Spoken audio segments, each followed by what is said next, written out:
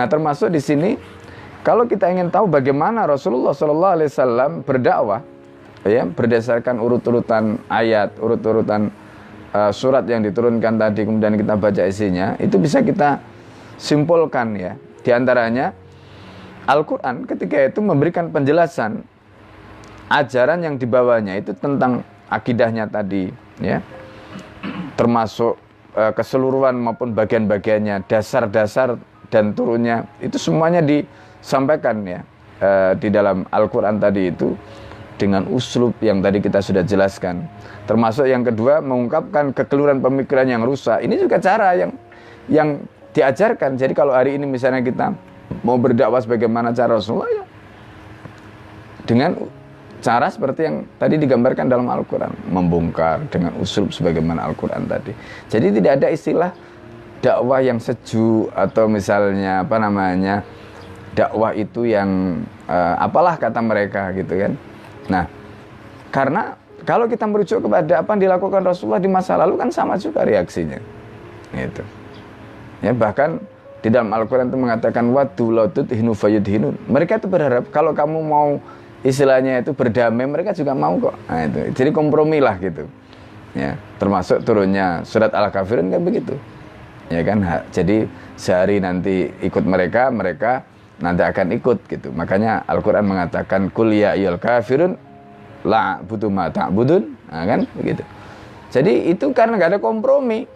Nggak ada kompromi, sudah lakum dinukum waliyadin. Itu nggak ada kompromi. Dan ini kan sebenarnya pelajaran yang diajarkan. Jadi pertanyaannya kemudian, loh kalau begitu Islam itu intoleran. Nah, itu urusan intoleran itu kan memang orang kafir itu bikin narasi begitu. Tujuannya supaya apa? Ada kompromi kan? Gitu. Padahal dari awal Al-Quran itu mengajarkan begitu. Qul ya ayyuhal kafirun la a'budu ma ta'budun. Ya kan? Ini jelas. Dan di penghujung ayat itu Allah mengatakan lakum dinukum waliyadin, sudah. Kamu ibadah dengan caramu, kami ibadah dengan cara kami, ya. Jadi enggak usah kompromi-kompromi. Dan biasa mereka disebut begini begitu tadi. Makanya narasi yang dibuat mereka seperti itu seperti yang dialami oleh Rasul di masa lalu. Jadi jangan heran, ya. Jadi jangan heran. Nah, itu yang disebut kemudian dengan istilah harbun mustalah. Jadi perang istilah. Itu kan istilah kan mereka bikin, intoleran, anti kebinekaan. Itu kan mereka yang bikin istilah-istilah itu. Nah, ini termasuk bagian dari harbun mustalah. Tujuannya harbun mustalah itu apa? Untuk tadi itu supaya ada kompromi-kompromi, supaya tadi itu muncul yang disebut dengan toleransi yang sebenarnya itu tidak pantas ditoleransikan. Gimana ajaran kalau ajaran itu toleransikan? Ya kan? Itu nanti jadi rusak. Gitu. Ya. Nah, ini yang enggak benar. Ya kan? Itu yang tidak benar. Nah, karena itu Islam mengajarkan lifestyle yang berbeda. Ya. Dan kalau kita berpegang pada Islam ya harus istiqomah.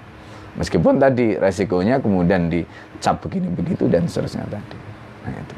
Nah, ini gambaran. Ya, narasi-narasi yang ya hampir sama seperti di zaman lalu juga begitu.